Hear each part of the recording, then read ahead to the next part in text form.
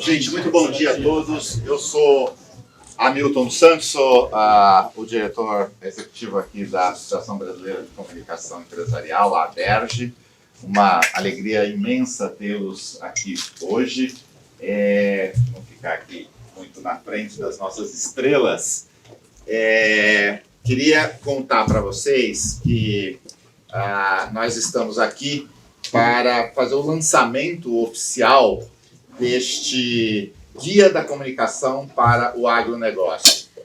Esse guia ele inaugura uma série que a ABERJ pretende trabalhar a partir de 2023. Nós planejamos isso ainda em 2021, mas só conseguimos executar, na verdade, este ano. E a ideia é que tenhamos agora uma série de guias, vamos dizer assim. A palavra guia, ela pode soar muito pretensiosa, né?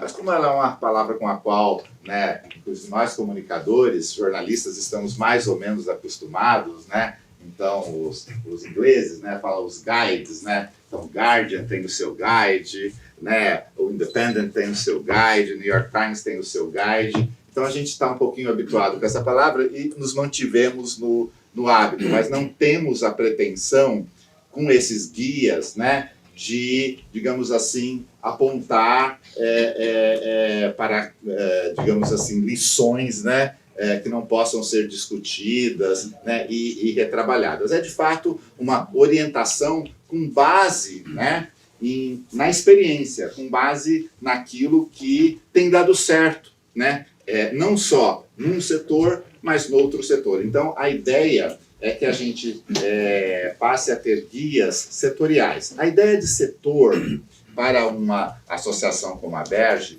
é muito importante e ela tem sido importante para a evolução da entidade. Se a gente olha, por exemplo, para o modo como a gente constitui a nossa governança, por exemplo, a ideia setorial é muito importante, né? Paulo Nassar, diretor-presidente da ABERJ, está aqui. Outra presença ilustre, Chico Graziano, também aqui conosco, autor, aliás, do prefácio desse livro. Mas eu estava falando, né, da importância da ideia de setor. Hoje, o nosso conselho de administração, nosso conselho deliberativo, que equivale a um conselho de administração, ele é composto de representantes setoriais. Então, a gente tem hoje, mais ou menos, quase representantes de aproximadamente 30 setores, né, da economia brasileira.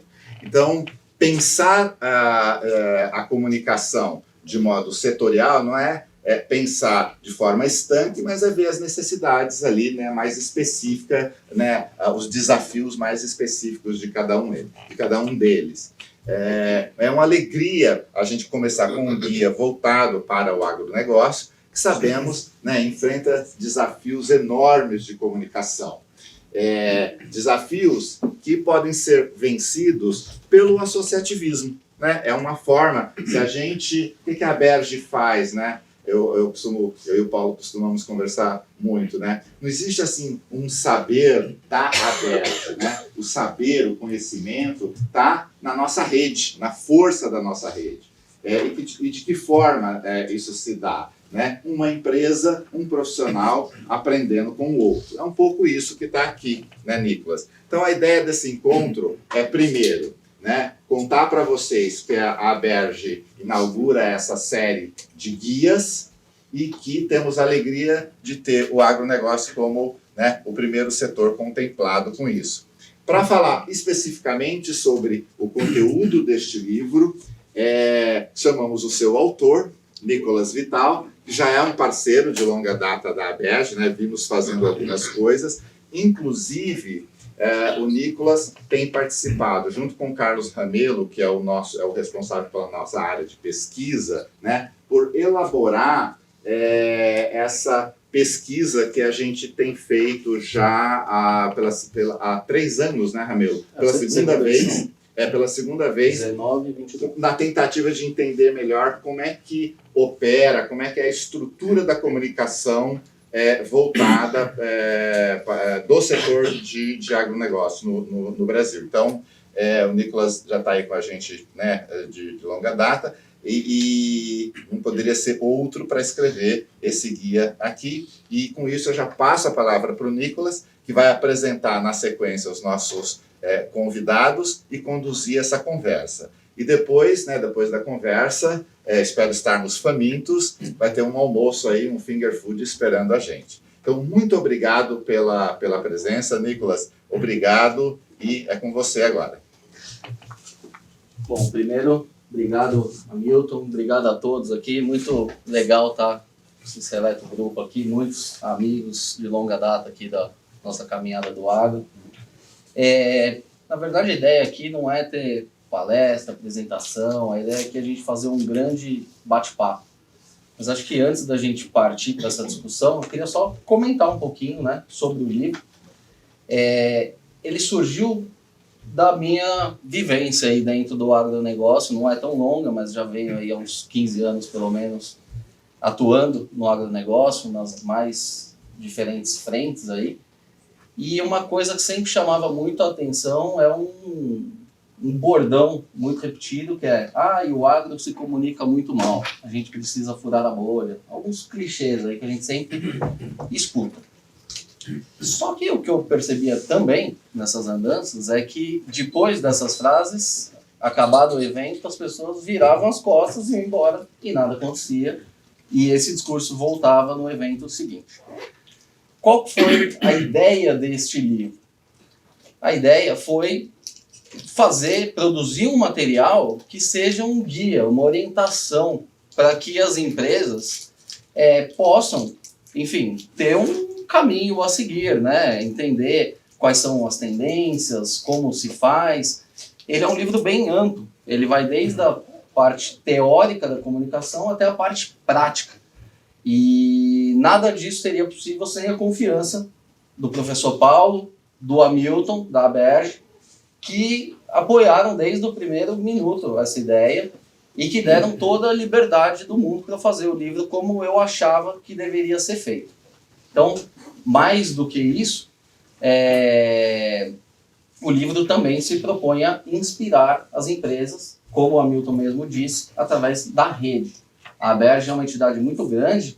Está com quantos associados, 1.800? 880, caminhando para os 1.000. Essa é a nossa meta até o final do ano que vem. Então, são quase 900 associados, boa parte deles relacionados de alguma forma ao agronegócio, e a gente acredita que existe a possibilidade de troca entre os setores. A gente sabe que o agro não é o setor mais avançado em termos de comunicação, ao contrário do que é na economia. Então, acho que existe um espaço para troca aqui, nesse fórum da Aberge. Queria fazer um agradecimento também à Yara e à Cargill, que são apoiadores do livro, também foram fundamentais aqui, e a todos os que participaram aqui, contribuindo com cases. E aqui a gente tem bastante aqui, estou vendo o Nelson, a Fabi e a Nêmora, a Eliane, enfim, o case da Yara, evidentemente, enfim, entre outros, que nos ajudam a mostrar que é possível sim. Em uma das nossas reuniões de briefing, a gente estava até conversando, né? Acho que foi a Eliane que me perguntou: o que te chamou a atenção durante a produção do livro? Eu parei para pensar. O que me chamou a atenção durante a produção do livro foi a quantidade de bons cases que a gente tem. A gente geralmente pensa que o agro não faz muita coisa, mas não, o agro faz muita coisa. Então, a parte final do livro aqui, a segunda metade prática, ele é recheado de cases e eu tive uma dificuldade de filtrar quais cases eu ia usar. Então, assim, a gente tem, sim, muito case aqui no livro, eu acho que são pelo menos 25, bem detalhados. Então, que isso também sirva de inspiração. Mas, como eu disse, a ideia aqui é ter um bate-papo, depois a gente pode conversar mais especificamente sobre o livro. Antes só da gente começar a discussão e de eu fazer a apresentação oficial, eu queria mostrar alguns slides justamente sobre a pesquisa que o Hamilton citou aqui. Eu pensei alguns pequenos recortes aqui para mostrar uma comprovação, na verdade, de um sentimento que a gente já tem, que a comunicação do agro vem, de fato, avançando. Então aqui é um recorte, são só números, mas depois a gente vai discutir para ver se isso é uma realidade ou se a pesquisa tem algum tipo de, enfim, de desvirtuação, vamos dizer assim. Érica, você consegue só passar... São 3 slides aqui.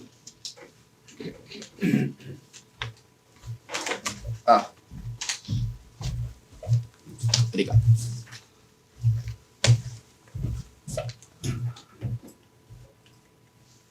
Então vamos lá, aqui eu já falei um pouco, né, teoria e prática. Essa pesquisa que o Hamilton citou, ela foi realizada pela primeira vez em 2019, justamente motivada pelo sentimento de o agro se comunica mal. Mas, ok, como é que é a comunicação do agro? Como que o agro está estruturado em termos de comunicação? E a gente teve um primeiro recorte ali. Em 2021/22, aí o Ramelo está ali, ele pode até me corrigir, a gente repetiu e aí a gente teve condição de medir, de ver onde se de fato tinha mesmo avanço ou não. Então aqui eu peguei só alguns recortes e aqui tamanho de equipe e nível hierárquico, comparando 2019 com 2022/23. Então, aqui o que chama atenção? Primeiro de tudo, é que em 2000... Peraí que eu tô sem consigo, vou ficar aqui, ó. Eu acho que você tem que virar para o computador e não para cá. Não, mas aqui dá para ver bem, é porque ali eu tava com... Desculpa. Não, tudo bem. Uma coisa que chamava muito a atenção é que em 2019, 7% das empresas respondentes nem sequer tinham uma equipe de comunicação interna. E isso mostra, teve uma redução de 5 pontos percentuais, né? Agora só 2% não tem uma equipe de comunicação. Isso já mostra um avanço, né? Outra coisa que é interessante também é o aumento das equipes. Então, até em 2009, metade dos respondentes tinham uma equipe até 3 pessoas. É ruim? Não é ruim, mas não é o ideal. Quem trabalha numa empresa maior sabe das demandas que existem, e 3 pessoas é pouco braço, mas já é um começo. Hoje em dia, esse número caiu para 37%. Por outro lado, o número de respondentes com mais de 15 funcionários na equipe, aí a gente está falando de equipes muito bem estruturadas. Teve uma alta de 13 pontos percentuais. Era 2%, foi para 15%. Quer dizer que as empresas partiram de 3 para 15 de uma vez? Não, mas foi um aumento gradual e mostra essa preocupação das empresas, ao meu ver, em comunicar. A comunicação deixou de ser visto como um custo e passou a ser visto como um investimento. Uma questão de reputação, uma coisa que a Verge fala muito também. E a outra questão muito interessante aqui é no nível hierárquico, né? Antes, só 15% das empresas tinham alguém na posição de diretoria, e hoje esse número é de 19%.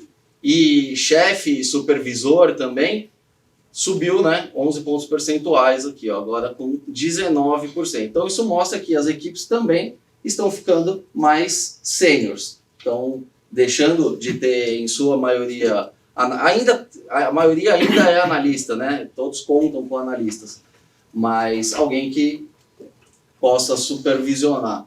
Então eu só trouxe esses dados aqui só para dar uma instigada, comprovar que, de fato, em termos numéricos e hierárquicos, o agro vem mesmo evoluindo. Aí agora a gente vai ver se, na prática, a história é essa também, como é que as empresas vêm reagindo.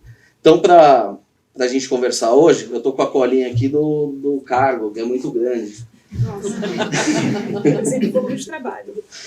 Eliane Uchoa, diretora de comunicação da Cargill Latam, né?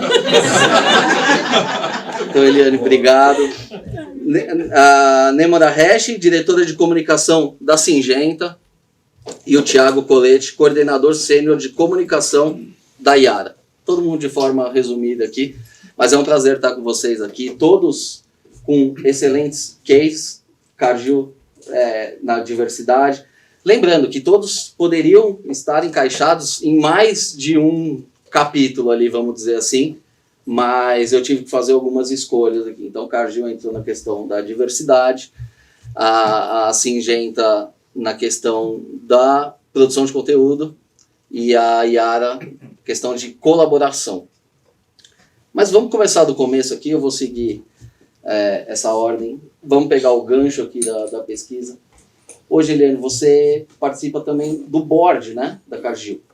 Me conta um pouquinho como é que tem sido para você, quais são os grandes diferenciais de você participar do board de uma empresa, de você estar ali no dia a dia das grandes decisões estratégicas da companhia. Hoje, a comunicação é ouvida lá dentro da Cargill? Bom, primeiro eu queria começar agradecendo a oportunidade de estar aqui com vocês. Confesso que fico um pouco...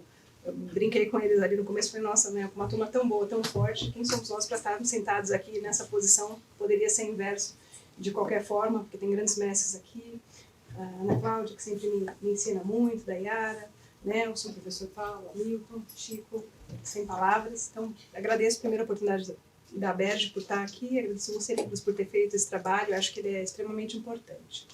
Eu posso dizer que eu tenho muita sorte, né? Eu acho que sorte me acompanha sempre de muito trabalho, mas eu tenho muita sorte. Eu sou quase que um bebê no agro. Eu tenho 27 anos de carreira na comunicação, mas a minha experiência na Cargill é a minha primeira experiência no agronegócio, que é algo extremamente apaixonante. Então, tem 7 anos que eu venho desempenhando essas atividades na Cargill, aprendendo a cada dia mais sobre o agronegócio e sobre as suas nuances, né? Não sai um dia sem ter aprendido algo novo. E eu digo que eu tenho muita sorte, sou muito privilegiada, porque tive a sorte de já, na minha primeira experiência no agro, trabalhar numa empresa como a Cargill, que é uma empresa extremamente grande, tradicional, uma empresa de valores muito sólidos, e tenho a sorte de ter uma liderança do Paulo Souza, que é o presidente da companhia, e que é um executivo que tem uma visão diferenciada de comunicação. O Paulo, ele sabe da necessidade de comunicação, ele sabe o quanto o setor precisa dessa comunicação melhor, como a gente tem feito, e desde o meu, literalmente, segundo dia de empresa, eu não tinha nem um computador ainda, eu já embarquei para Lima para minha primeira reunião de diretoria. Então, esse foi um dos diferenciais por ter me feito essa escolha de mudar de carreira, sair do setor de metalurgia e mineração, que eu tinha me dedicado nos últimos 10 anos, para um desafio completamente novo. E sentar nessa cadeira de diretoria, na época, não estava uma cadeira de diretoria, mas mesmo com uma posição ainda na época de gerente, eu já tive a possibilidade de sentar, né, nas reuniões de diretoria desde o meu segundo dia de empresa. Isso faz muita diferença. Porque quando você entende a realidade do negócio, os desafios que o negócio tem, você faz uma comunicação que é muito mais adequada à necessidade do negócio do que simplesmente uma comunicação mais institucional, uma comunicação mais superficial.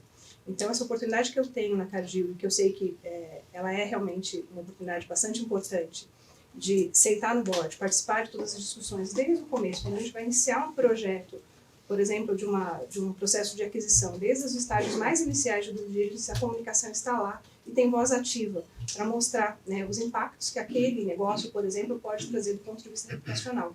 Então, de fato, não sei se é a realidade de todas as empresas, eu imagino que não, mas na Cargill, sim, a gente ocupa a cadeira de comunicação, ocupa essa posição dentro da diretoria, isso faz muita diferença. Porque você entende a estratégia do negócio, você participa das decisões que estão ali sendo tomadas, a sua voz é ouvida. A gente já teve a oportunidade de estar direcionando para uma coisa e a comunicação mostrar, olha, tem esse aspecto que é importante, e a gente realmente ter voz dentro da organização e poder ajudar a direcionar os caminhos do negócio. Então, isso é bastante importante para a gente, acho que faz muita diferença. Legal. E, né, Mona, a Syngenta é uma baita companhia multinacional, mas existem grandes desafios nesse setor, né? A gente conhece muito bem, é um problema não digo de comunicação, mas de compreensão, né? O problema da comunicação está do outro lado, porque você comunica uma coisa muito difícil, né, de ser entendida. De que forma que a comunicação tem ajudado a Syngenta, enfim, a se posicionar como uma empresa inovadora, enfim, desmistificar essas questões em torno dos pesticidas, né, que é um tema super delicado. Como que é a tua atuação ali no dia a dia, como diretora da área de crop, né, da Syngenta, e a tua atuação também junto às lideranças? Esses dados que eu apresentei aqui fazem sentido para você? Bom, obrigada, Nicolas, pela oportunidade, obrigada pelo convite, estou muito feliz de estar aqui também compartilhando um pouco da nossa experiência, faço eco às palavras da Eliane. Pergunta complexa essa, não? Com várias etapas, vários pontos nela, mas vou começar por essa questão do desafio, que, enfim... E quero também fazer um gancho numa das falas da Eliane, que eu acho muito interessante, que ela disse pouco tempo de agro, né? São 7 anos. No fundo, talvez em outras empresas as pessoas possam pensar, nossa, mas 7 anos é muito tempo. E no agro, na verdade, a gente tem essa questão de ter um ciclo muito diferente em função da safra, certo? Então, enfim, eu fiz 15 anos de Syngenta na sexta-feira, mas comentava pouco com o Rodrigo, com outras pessoas. Eu me lembro das minhas entrevistas como se tivessem sido ontem, né? Me lembro do meu primeiro dia como se tivesse sido ontem. Então... é uma dimensão de tempo diferente, embora também seja muito intenso. E um dos grandes desafios, e eu fico muito feliz de nesses 15 anos ter visto bastante progresso, na verdade, em como essa questão é abordada, e eu diria que o trabalho de nós todos do setor contribui para isso, é a questão da grande separação que existe entre as pessoas, obviamente, no meio urbano e no campo, né? E, enfim... a gente sabe que as pessoas nos grandes centros urbanos não têm necessariamente muita visibilidade dos desafios que se vivem no campo. Tem aquela noção básica de, chove muito, estraga tudo, vem granizo, aquela história toda. Mas, né, da compreensão de fato dos desafios que estão lá colocados e do papel que as tecnologias, como as nossas, como os defensivos, podem ter para ajudar nessa superação, para que a gente possa ter alimento disponível, em quantidade, produzido com a qualidade necessária e num preço que as pessoas possam pagar, né? Que isso tudo é importante no final do dia. E a gente vem, ao longo dos anos, trabalhando muito para isso, para tentar estreitar essa distância. Chegamos lá ainda não. Vejo que ainda tem muito caminho para a gente percorrer, mas eu diria que hoje as coisas já estão num patamar talvez um pouco diferentes, né, de discussão. E nessa questão de o agro ser muito fechado, de só falar com ele mesmo, com a bolha, eu me lembro de alguns movimentos que nós tínhamos lá mais no início, alguns anos atrás, que eram daquele estranhamento quase, desses dois públicos se olhando, e o agro dizia coisas do tipo, porque as pessoas na cidade sequer sabem que o leite vem da vaca, acham que vem da caixinha.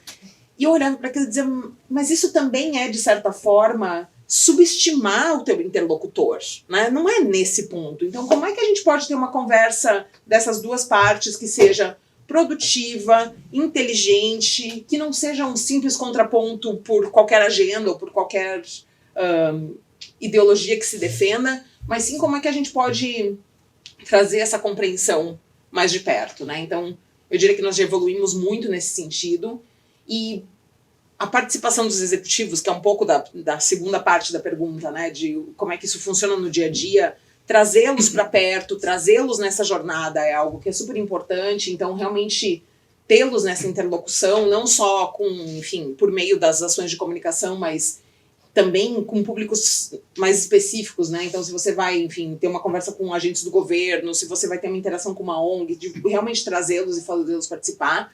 Mas eu diria que não são só os executivos, né? São todas as pessoas da organização.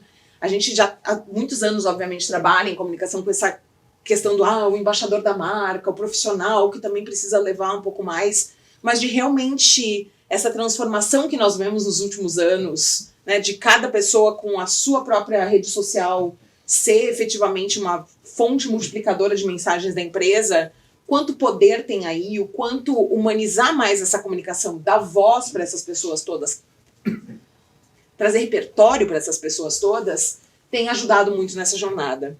Então, eu diria que é por aí que estamos, e aí, enfim, não só para os nossos próprios profissionais, mas também para os nossos clientes, né? Quem são esses agricultores? Como é que a gente traz realmente esse caráter mais humano para a comunicação como um todo? Então, não sei se atendi a pergunta toda, mas acho que aqui temos um panorama para a gente começar a conversar. Mas a gente vai conversar mais sobre isso.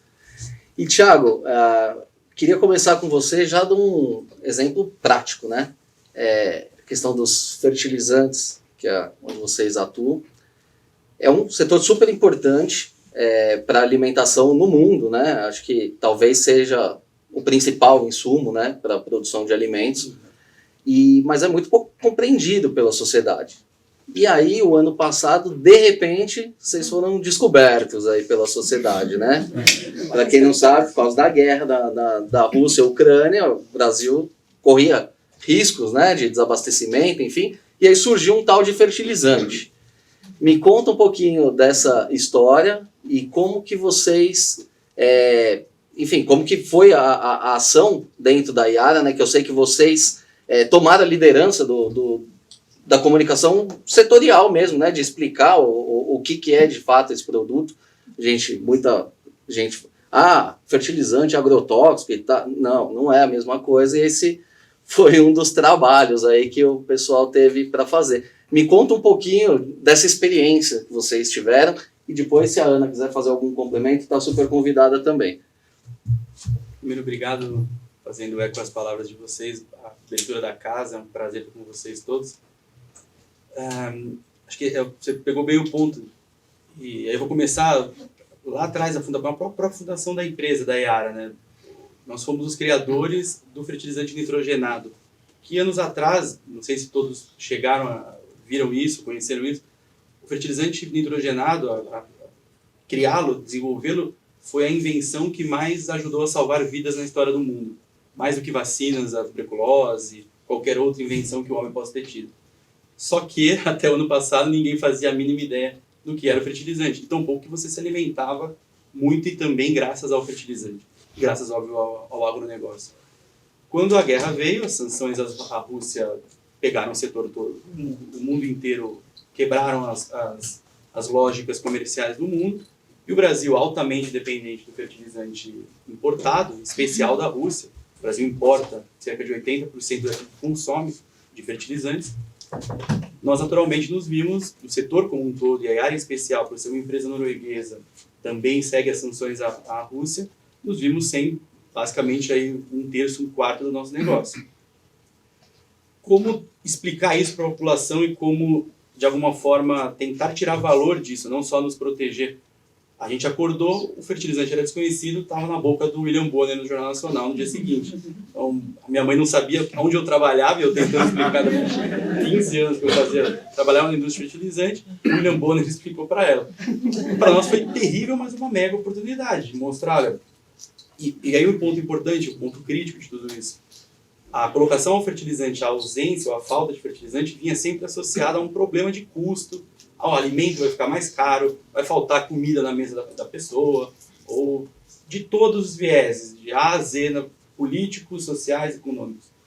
E o setor, como o Nicolas bem disse, sempre um setor muito fechado, um setor que falava ainda mais para dentro da porteira e dentro da casa do cara.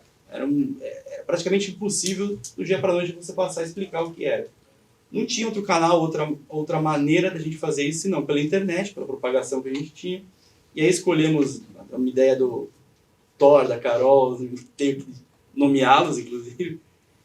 Vamos pegar o Manual do Mundo, um canal muito forte no YouTube, que conseguiria explicar, na fala dele, do Iberê Tenório, um cientista comunicador, né, que pudesse explicar toda a cadeia do fertilizante e dizer, olha, primeiro, não vai faltar, porque tem gente produzindo fertilizante aqui, tem gente conseguindo fazer a coisa rodar aqui no Brasil. Muito pelo contrário, existe fertilizante aqui, existe fertilizante tecnificado, feito em Rio Grande, com toda a cadeia rodando aqui dentro, nesse caso, feito em qualquer outra parte do Brasil. Vamos explicar o que é a cadeia desse produto dentro de casa, abrindo a planta. Então, vocês não conhecem nada, aqui a planta, existe tecnologia, existe um trabalho, existe um esforço de uma cadeia gigantesca de uma série de pessoas fazendo para que o produto chegue na ponta e alimente o campo, alimente o solo e faça que a cadeia gire.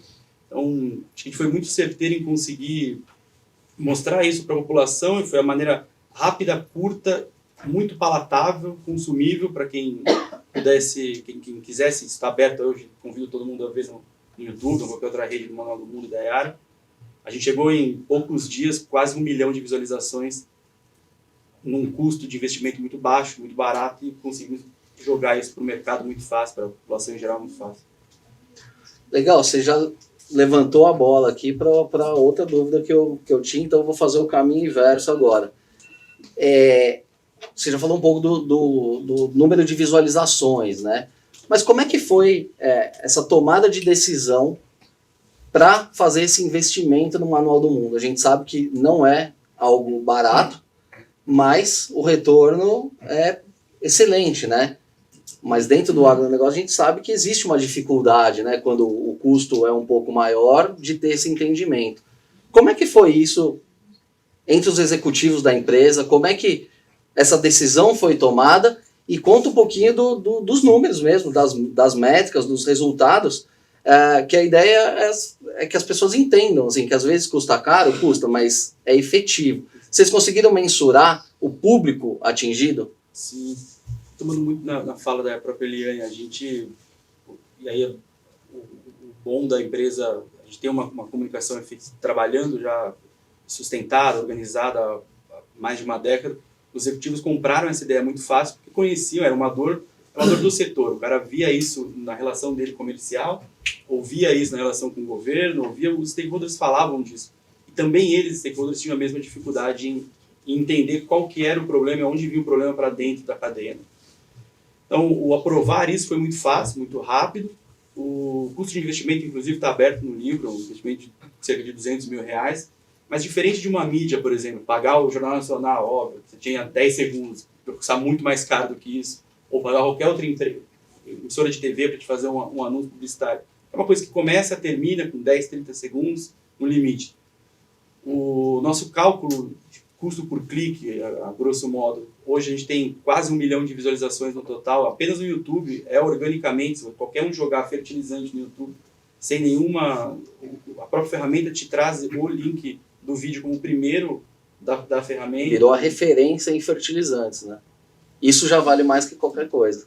Por aí, organicamente, a gente já conseguiu atingir o que a gente imaginava. Mas mais do que isso, é um vídeo de 10, 12 minutos e a taxa de visualização dele é praticamente integral. A pessoa que entra, ela termina de ver o vídeo. Claro que aí o acerto da estratégia inteiro, o Iberê e o canal do Manual do Mundo fazendo isso. O Iberê é um cara que te consome, você quer acompanhar para ver onde ele vai terminar, né? E aí, então isso... Para nós, mais do que o clique, a taxa de clique é 20 centavos, 25 centavos por clique, mas é um clique de 10 minutos, passando a marca, passando um conteúdo importante, estratégico para o setor.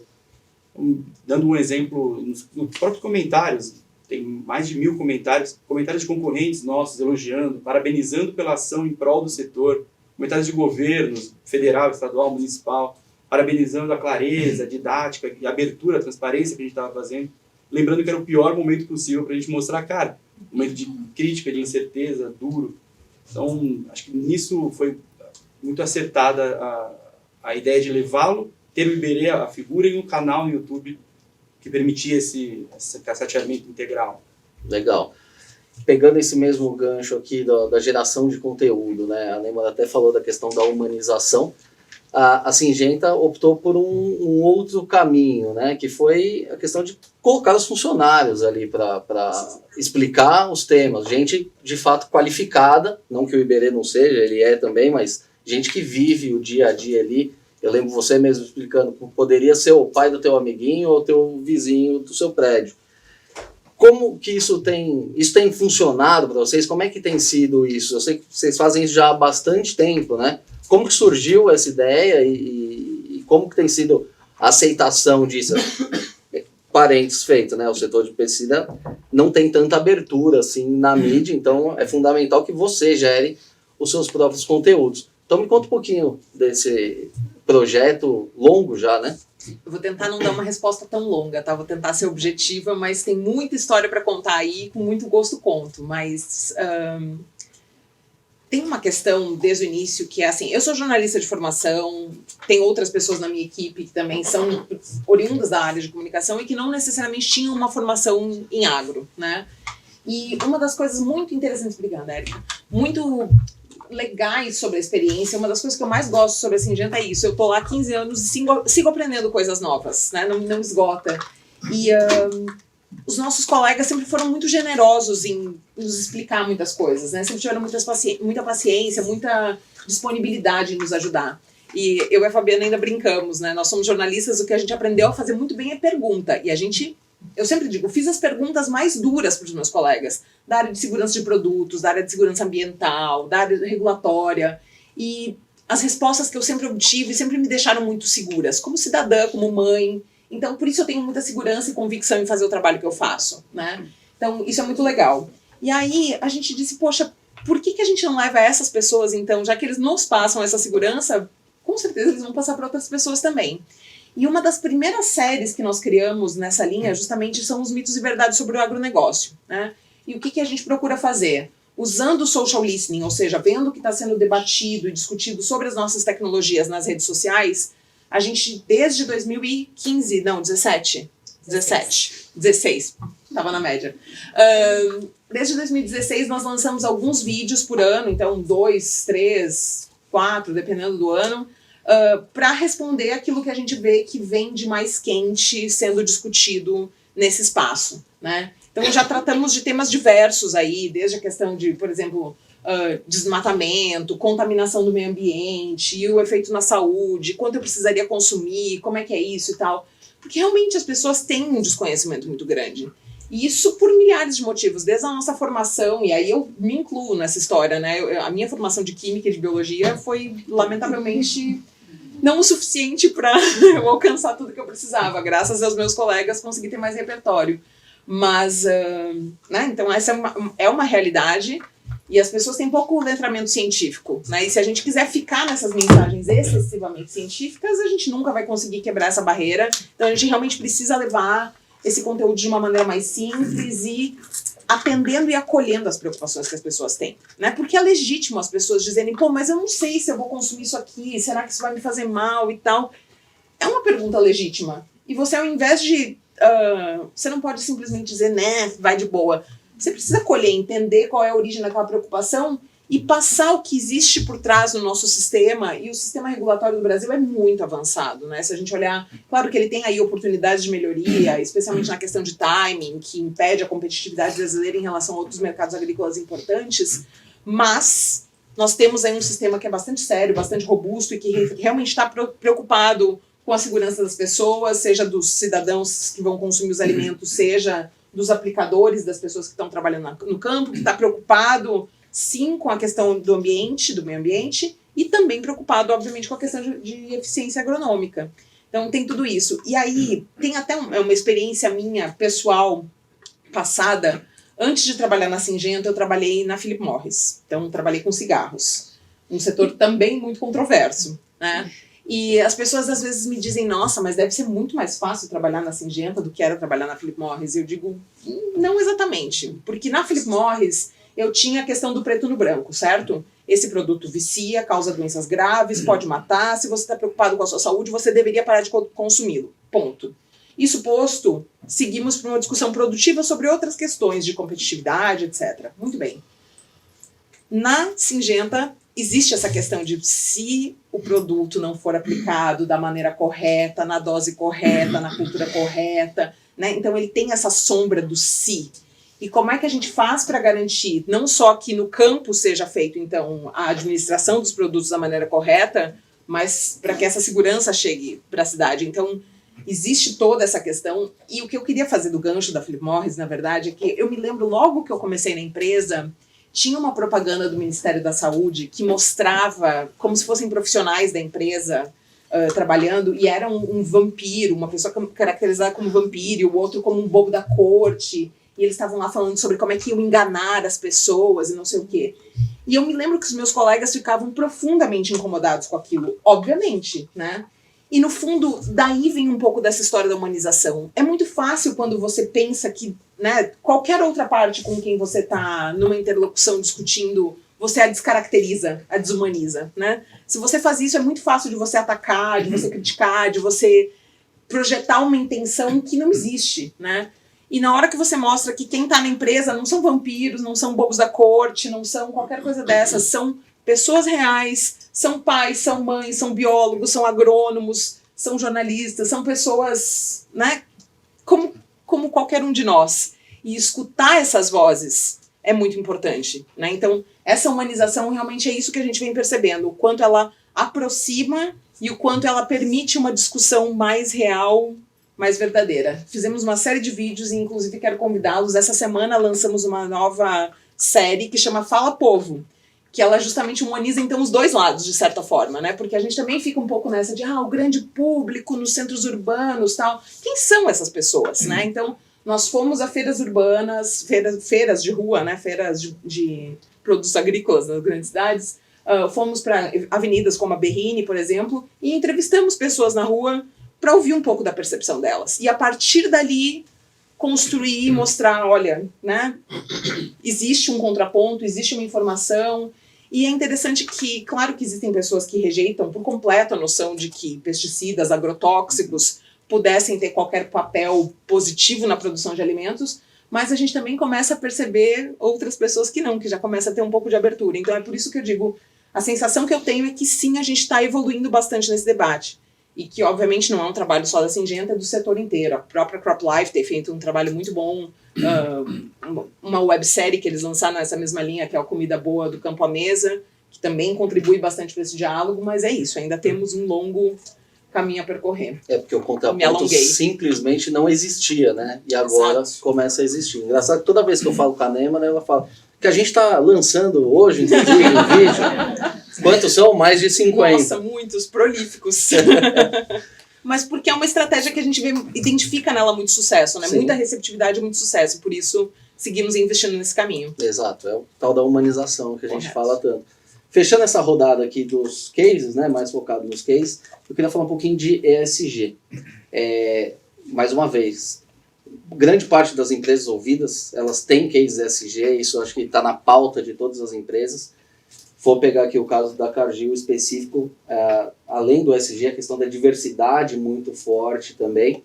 Queria conversar 2 pontos. Primeiro, tem que ser genuíno, né? Tem que ter ações concretas, bem embasadas, com métricas estabelecidas da empresa. E a segunda, como que isso ajuda na hora de você fazer uma boa comunicação da empresa? Você sair um pouco do dia a dia, do teu produto ali e ir também para pessoas. Existe essa discussão lá dentro? Existe bastante. Tem muita conexão com o que a Emma está colocando para a gente da humanização.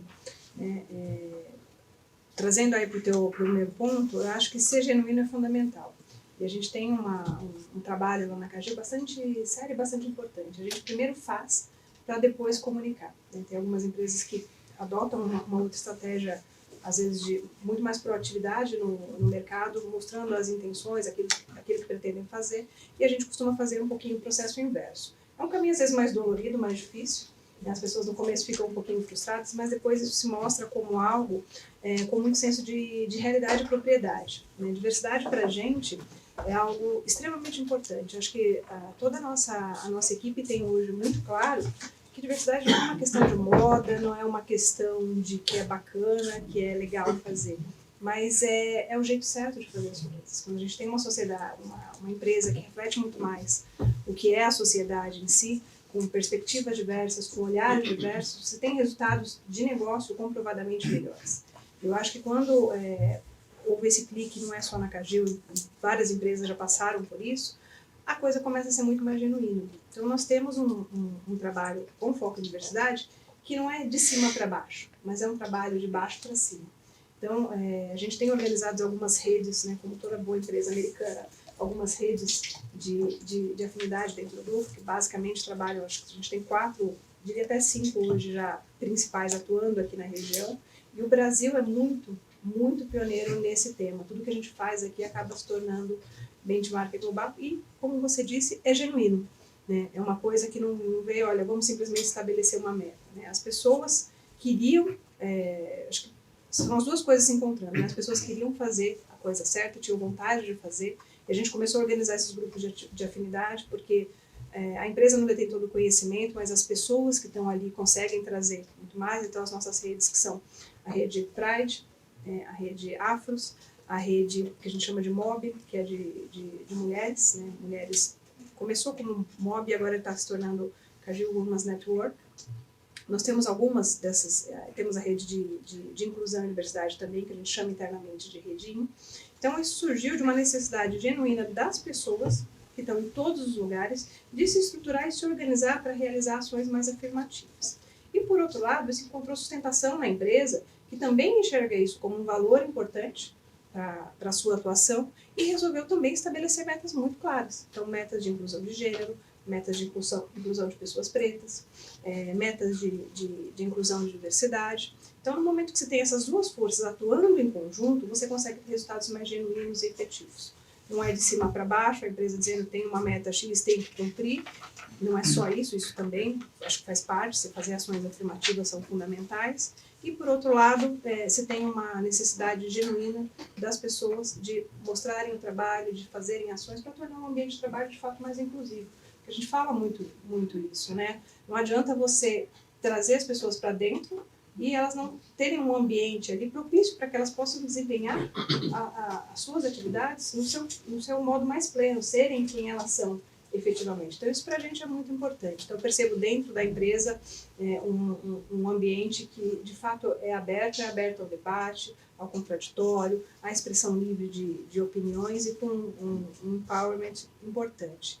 Isso para o agronegócio é algo que é relativamente inovador. A gente sabe que é um setor bastante tradicional ainda, mas que a gente tem tido os resultados muito bons, visto isso inclusive no campo. Tem dificuldade? Tem barreira? Claro que tem. Tem resistências em alguns segmentos muito específicos? Ainda tem. Mas eu acho que no papel que nós ocupamos como organização, como parte da sociedade, né, eu acho que a contribuição que a gente tem para fazer a coisa mais justa, mais correta, é justamente ir aos poucos explicando, e educando, e mostrando o resultado efetivo. Eu acho que isso para a comunicação facilita muito, porque isso é algo que está no espírito da equipe, está nos valores, está na nossa forma de atuação. E a comunicação com isso fica muito mais fácil, porque não é aquilo que eu disse, né? Já existe esse sentimento dentro da empresa, então não é a comunicação inventando algo, né? É algo que é genuíno, que ocorre no dia a dia e você vai comunicar. E a gente teve a felicidade, né, de ter esse trabalho reconhecido, né, mostrar um pouco dos resultados que isso tem trazido para a organização como um todo, para ter um ambiente mais equitativo para todas as pessoas, e tem sido um desafio bem legal. Então, a comunicação, na verdade, ela funciona talvez como um propulsor para essas iniciativas que de fato existem, que de fato são genuínas. Perfeito. Eu vou fazer mais uma rodada aqui e depois eu vou abrir para perguntas de vocês para a gente ter essa troca. Então, podem já ir pensando aí nas perguntas. Voltando aqui mais uma vez, me fugiu agora, no livro eu cito uma outra pesquisa da Aberj que mostra que os líderes são os principais, me expressei mal, as pessoas mais ouvidas dentro das corporações, né? Ou seja, o primeiro porta-voz dentro da empresa é a liderança, é quem, enfim, dá toda a base da comunicação dentro de uma instituição. Como é que vocês vêm trabalhando isso? A formação de outras lideranças, de outras áreas, né? Porque até pouco tempo atrás, comunicação era coisa do diretor de comunicação. Hoje não, é o diretor financeiro que precisa se comunicar bem, o diretor jurídico precisa se comunicar bem, enfim, todo mundo precisa se comunicar bem. Vocês têm algum trabalho específico nessa linha lá dentro, de treinamento de executivos? Eu diria que é um trabalho educativo, né? É um trabalho de construção junto com eles. Precisa ter a disposição deles de fazer, mas a gente tem, como comunicador, o papel de também orientá-los e informá-los. A pesquisa que você se refere, eu acho que ela é bastante importante, e as nossas próprias pesquisas. A cada 2 anos a gente roda uma pesquisa com o apoio do time da Ideia Fix na comunicação da Cargill para entender, né, como é que estão funcionando os canais, o que está indo bem, o que não está, para onde a gente direciona. E um dos pontos que essa pesquisa traz, que vai muito em alinhamento com o que você trouxe, é que o líder ele é uma das principais fontes, se não a principal fonte de informação dos funcionários. Então, não adianta sair no comunicado seguinte da empresa se o líder não tiver comprado essa ideia. Então, como é que a gente tem feito na Cargill? Buscado desenvolver essas lideranças comunicadoras. O primeiro papel é de conscientização, efetivamente, né? Ao trabalhar com esses líderes, mostrar a importância de que eles tenham uma governança estabelecida, que eles utilizem esses momentos de reunião com a equipe. Não precisa necessariamente criar nada, fazer o café com o líder, isso pode ser feito. O que é importante, mais uma vez, é que seja genuíno, né? Adaptado ao estilo, né, de liderança de cada um, ele utilizar de uma série de ferramentas para promover um pouco mais a comunicação na sua equipe. O papel do líder, como você disse, ele é fundamental. Se eu não estou equivocada na nossa pesquisa, acho que 37% das pessoas colocam o líder como a sua principal fonte de informação. Então, ele tem um papel muito importante. Como é que a gente tem feito para educar? nesse sentido. Quando a gente olha a nossa liderança, a gente procura não personificar. Eu tenho a sorte de ter um líder que é um comunicador muito bom, muito eloquente, muito firme, tanto para dentro quanto para fora da companhia, que é o Paulo, que eu já mencionei anteriormente aqui, e que é um executivo muito forte no setor. Mas mais do que personificar no Paulo, e o Paulo toma muito cuidado com isso, porque ele, por ele só, ele não apareceria de jeito nenhum. E aí eu tenho conversado com ele, Paulo, você não vai estar em todos os lugares, mas quando você estiver, tem um peso, tem uma importância pela posição que você ocupa. Então, eu vou trabalhar só com esse nível de liderança? Não. Então, a gente trabalha com todas as lideranças, começando qualquer pessoa que tenha um nível mínimo de supervisão, tenha funcionários na sua equipe. A gente tem buscado, em parceria, inclusive com a área de recursos humanos, desenvolver essas habilidades do líder comunicador. A gente já tem algumas coisas que foram implementadas. Fizemos um treinamento de comunicação justamente para esse nível de supervisão e acima, para explicar para eles a importância disso, trazer um pouco de metodologia para eles se identificarem, entenderem como eles costumam se comunicar, qual é o estilo comunicacional que eles têm e utilizarem isso como sua fortaleza na hora de se comunicar com os funcionários. É algo que está pronto, que está acabado, que a gente está bem feliz e satisfeito. Fernanda está aqui da nossa equipe, não vai me deixar mentir, está na nossa meta desse ano, trabalhar, avançar um pouco mais, que é instrumentalizar esse líder. E o que a gente tem buscado fazer na comunicação é uma coisa que é básica, o guia traz alguns insights interessantes de coisas que são muito básicas, mas que a gente, no meio desse turbilhão de informação, a gente acaba esquecendo, que é informar o seu líder primeiro de algo que vai sair, de algo que vai acontecer. No momento que esse líder está melhor preparado, está melhor instrumentalizado, ele consegue fazer uma comunicação mais efetiva, seja ela proativa ou mesmo reativa, quando ele tem que responder a uma demanda. Então, o que a gente tem buscado fazer na Cargill para sintetizar e não me alongar muito, a gente acaba contando muita história aqui, é educar, conscientizar os líderes da importância do papel do líder como comunicador, instrumentalizá-lo, fornecendo toolkits, informando esses líderes antes. Quando a gente tem um assunto importante, a gente não deixa a bola quicando. Se precisar sair com uma comunicação para toda a liderança muito rápido, saiu um artigo na mídia e que vai trazer impacto para ele, a gente faz esse trabalho, tenta fazer esse trabalho da forma mais rápida possível para que ele não fique vendido, seja com os funcionários, com os clientes, fornecedores, ou qualquer um que possa buscá-lo.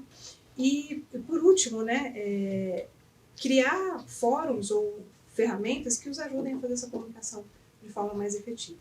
Então, acho que o líder tem um papel muito importante, e se você me permite, eu diria que não só o líder, e aí a gente, como eu disse, todos os níveis hierárquicos, eu acho que é importante que eles exerçam o seu papel. Se cada um fizer o seu direitinho no final, a coisa vai funcionar bem.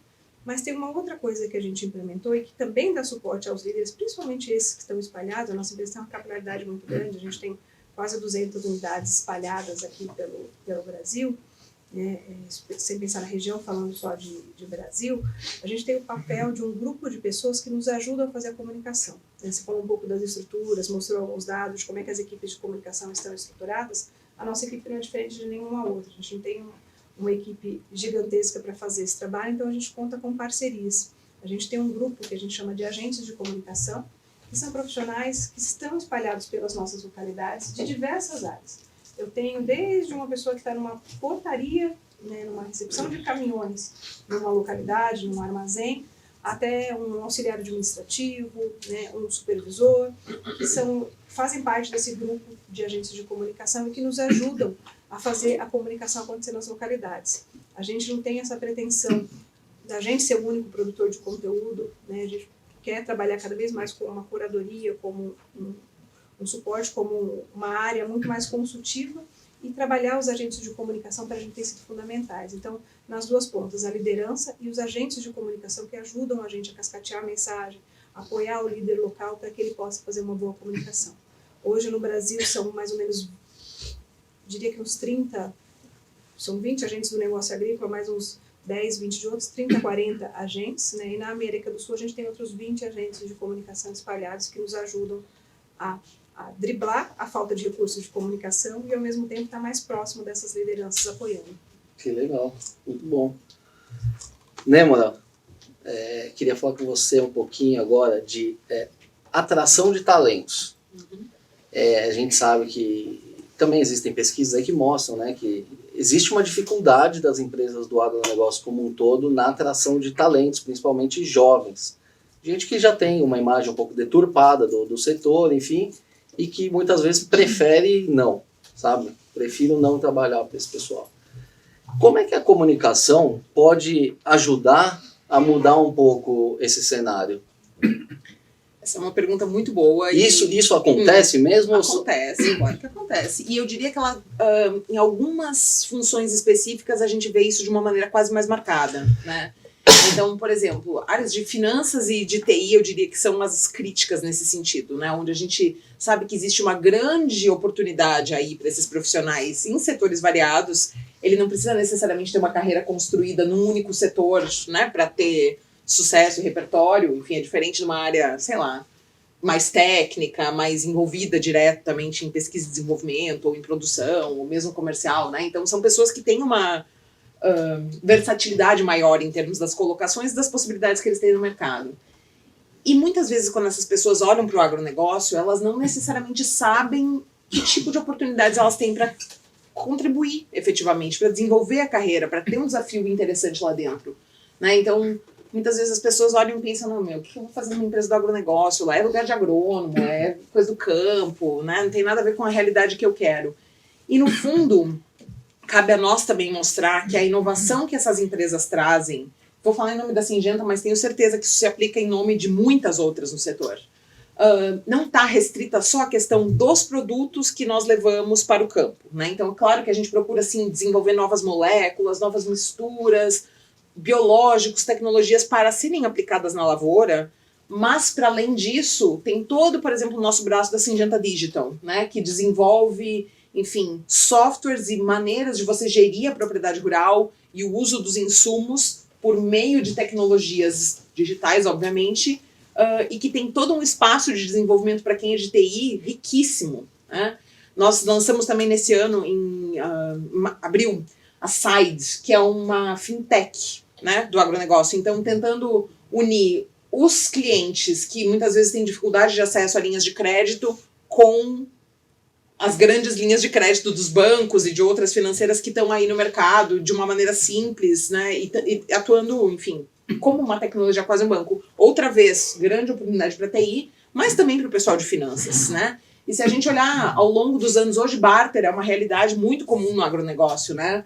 Mas ter desenvolvido essa ferramenta e outras tantas, ter trabalhado com CRAS, com FDICs, ter trazido uma série de sofisticações para essa relação é algo que o agronegócio fez, e quanto mais a gente mostra isso, não só a gente, obviamente, mostra para os clientes, para os agricultores, quais são as tecnologias que estão disponíveis e o que eles podem utilizar na sua gestão, como a gente mostra para essas pessoas quais são os caminhos e quais são as oportunidades que eles têm para, de fato, crescer e desenvolver uma carreira interessante em algo que talvez não fosse uma escolha natural e óbvia, né? Mas eu quero aproveitar para fazer um comentário. Eu estou vendo o professor Graziano aqui, e o livro, por exemplo, Agricultura, Fatos e Mitos, tem um papel super importante nesse processo. Eu já recomendei para tantas pessoas, já comprei exemplares, dei para as pessoas da minha equipe, porque se você vem de fora do agro, realmente às vezes é difícil entender esse universo, né? Ele é muito complexo, ele tem muitas vertentes. Então, como é que a gente encontra uma explicação simples e completa disso tudo? E eu acredito que o livro é uma ferramenta, é uma dessas ferramentas dentro desses nossos esforços de comunicação super valioso, porque está lá de uma maneira extremamente objetiva nos capítulos para que cada um possa, né, ir naquilo que está buscando naquele momento, com uma série de referências. Então eu diria que é uma questão de nós atrairmos essas pessoas, de mostrarmos que elas têm as condições de desenvolver uma carreira, eu sempre digo, né, longa, feliz e próspera no agronegócio, mas que tem sim um espaço para um aprendizado, e que se você se abrir para isso, né, se você deixar esses preconceitos e passar a entender tudo que está aí nesse universo, realmente é um lugar fascinante para se desenvolver uma carreira. Então, e fora que é um setor, enfim, prosperando incrivelmente, tendo uma contribuição fantástica para a economia do nosso país. Então, eu diria que hoje a gente não pode subestimar o agronegócio, e a gente tem visto muitos movimentos, né? A Faria Lima descobriu o agronegócio, coisas desse tipo que a gente tem ouvido, né? Então, que legal que isso aconteceu. Vamos tirar proveito disso e realmente unir essas pontas para fazer com que o nosso país prospere cada vez mais. Exatamente. Só não gosta do agro quem não conhece minimamente, né? Eu digo, experiência própria, também fui cooptado, né, pelo agro, eu já contei isso para alguns. Bom, para fechar aqui a minha rodada de perguntas e abrir para vocês, queria conversar com o Thiago sobre um outro ponto também que é muito importante atualmente, que é a importância da comunicação para as relações governamentais, né, o HelGov. Você estava explicando um pouquinho que, enfim, usando o case ainda do Manual do Mundo, que isso chegou para muita gente, enfim. Mas como é que vocês têm utilizado a comunicação para o lobby, né? Que é uma palavra feia, mas não é nada ilegal. O lobby é uma atividade, enfim, genuína, né? De representação de interesses, enfim. E a comunicação faz toda a diferença, né? A gente tem que lembrar que os legisladores, eles não são obrigados a entender sobre todos os assuntos. Então, quanto mais mastigado você levar essa informação, melhor. E a comunicação tem se mostrado uma aliada aí do pessoal do HelGov. Como é que vocês têm trabalhado isso lá na Yara? Um pouco em cima do que eu comentei no início, o setor de fertilizante tradicionalmente fechado e naturalmente o que se espelha no Congresso, no Executivo, em todas as esferas, inclusive municipais, vizinhas às unidades, pouco se conhece do que é aquele ativo que está naquela cidade ou aquele negócio que está rodando no país. Então, o diálogo com esses caras, onde não existia, a gente teve, e já constrói isso há muito tempo, mas muito baseado em transparência, em troca de conhecimento. Então, literalmente pegar na mão do cara, vem para dentro da planta, vem entender o meu negócio, entenda a nuance de cada pedaço do meu negócio, entenda o que é o desafio e a oportunidade que a gente tem, muito obviamente para proteger o negócio, mas muito para capturar a oportunidade. O legislador não é papel dele, tampouco equipes técnicas deles, por exemplo, de deputados, ainda que ele tenha, que pese que ele tenha alguém lá, o assessor para assuntos de agronegócio, nem esse cara conhece ou deveria conhecer na nuance e no meandro que a gente consegue trazer, que ele deveria conhecer. Então é muito do nosso papel. A abertura que a gente teve no vídeo, de novo, trazendo o exemplo do vídeo, é a mesma abertura que a gente traz para um diálogo com um congressista, com alguém do executivo. Então, transparência, um contato constante com esse cara, não deixá-lo de fora do que é os movimentos do setor. Ele tem que acompanhar, para e passo, a gente acompanha o movimento. Ele precisa dessa informação, ainda que seja para conhecimento dele ou para tomar uma decisão. Então, papel nosso, papel das entidades que a gente é associado ou a gente coordena trabalhos, em várias frentes, né? Não é somente no momento de crise, num gargalo pontual de falta de produto, por exemplo. Mas não, a gente, como a Débora comentou, a gente está em etapas das cadeias de valor, muito além só da produção agrícola dentro da porteira, né? Então, quando você olha o fertilizante, nós somos um produtor, olhando para o negócio da Yara, um produtor de amônia, nitrogenado. A amônia é usada em tudo quanto é aplicação industrial, de medicina. Então, falar com a frente parlamentar e achar que a gente está confortável, porque existe uma frente parlamentar com 260 parlamentares aí no Congresso, pode parecer cômodo, mas é muito perigoso. Quando você tem uma quebra, por exemplo, na indústria de amônia, você coloca em risco a indústria de medicina, a indústria de gases. Então, o diálogo com esse parlamentar tem que ser muito maior do que só o agro, dado o nosso impacto potencial negativo, mas também muito da oportunidade. Aí, deixar depois, no debate, a gente pode falar um pouco disso. E isso passa, obviamente, pelos legisladores, reguladores, enfim. Mas o que a gente tem de oportunidade para o agro, e isso passa muito pela comunicação. Então, na nossa mão, construiu, não é o futuro, é muito presente. A gente olha a necessidade de descarbonizar as cadeias, por exemplo, de ter um alimento, a Débora comentou no início, disponível, barato, principalmente disponível, mas o desafio daqui para frente vai ser um alimento verde, um alimento ainda mais sustentável do que ele é, descarbonizado, que não tenha um impacto ambiental que eventualmente tem. Isso passa essencialmente pelo agro, passa pelo produtor rural, passa pelo legislador, passa por uma cadeia muito maior do que só nós com o agricultor e o agricultor no prato de comida. Tem uma série de elos no meio do caminho e a comunicação vai jogar está jogando um papel fundamental nesse diálogo com toda essa cadeia, na ponta do supermercado até o cara lá dentro da produção. Então é muito, muito baseado em cima disso, em transparência, em contato constante e um contato construtivo, né? Um contato de estou ao seu lado, vamos junto, a gente vai caminhar junto. Porque é o que, de novo, que a Débora disse, não há melhor setor para a gente estar, senão no agronegócio, enquanto comunicador no momento que a gente está agora. Perfeito. Então, vamos começar aqui então com o Nelson. Eu queria, na verdade, fazer uma provocação. Nós teremos aí, em 2025, a COP30 aqui em Belém, no Brasil, e o Brasil vai estar no foco, né, global sobre a questão das mudanças climáticas. E eu acredito que isso é uma oportunidade única para o agronegócio de ter um protagonismo numa agenda positiva, né, até para contrapor o fato de que o Brasil hoje é visto como um país que desmata a Amazônia, enfim. Geralmente as notícias que correm são as notícias ruins e mesmo internamente as notícias daquela parte minoritária do agronegócio que desmata, enfim, que tá atuando de uma forma não positiva. E a gente sabe que, eu sei que pelo menos que o agronegócio tem uma atuação super importante e a maior parte do agronegócio não faz parte disso.